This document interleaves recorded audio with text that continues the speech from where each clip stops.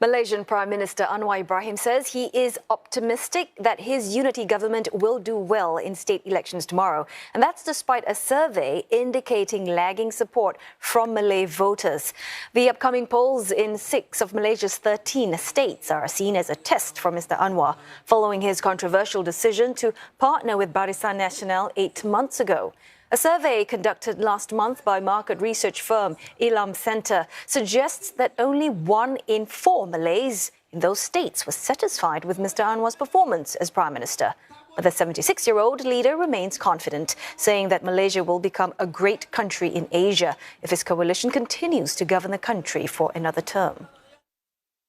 Kepada pengundi-pengundi termasuk anak-anak muda yang baru mendapat peluang yang diberikan hak untuk memilih, saya percaya dapat memilih dengan bijak, menjaga keamanan negara, kestabilan negara dan parti dan kerajaan yang boleh memulihkan ekonomi, memberi jaminan pekerjaan kepada mereka.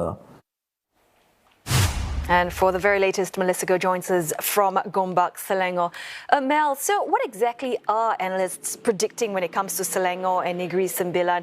And I'm also wondering, in terms of a low turnout, what is the impact and the kind of risk it poses to the ruling government? Most analysts that we spoke with, believe that Prime Minister Anwar Ibrahim's unity government will be able to keep the stronghold states of Negeri Sembilan, Selangor, as well as Penang. I mean, Selangor is the economic powerhouse, the crown jewel, so to speak. Losing it, here, it's just simply not an option for Pakatan Harapan. But maintaining the 2/3 or the supermajority is going to be tough, with the opposition Barisan Nasional seizing on the so-called wave of public discontent over rising prices, unfulfilled promises, and so on. Now, furthermore, this alliance that you mentioned between Barisan Nasional and Pakatan Harapan, both sworn enemies and for decades, is largely untested. Now, many Malays, indeed, I spoke with in densely populated Selangor to the Malay heartland in Negeri Sembilan, they are upset with Prime Minister Anwar partnering UMNO President Ahmad Zahid Hamidi, they said, whom he appointed as his number 2. Now, while they understand that he needs the number to govern the stability, but Zahid, they said, is facing multiple corruption charges, although he hasn't been convicted.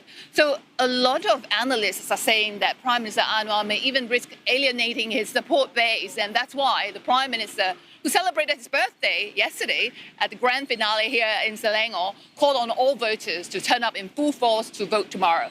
Don't take Selangor for granted. The fact that PH has been in power here for 15 years. Now let's hear him out quickly.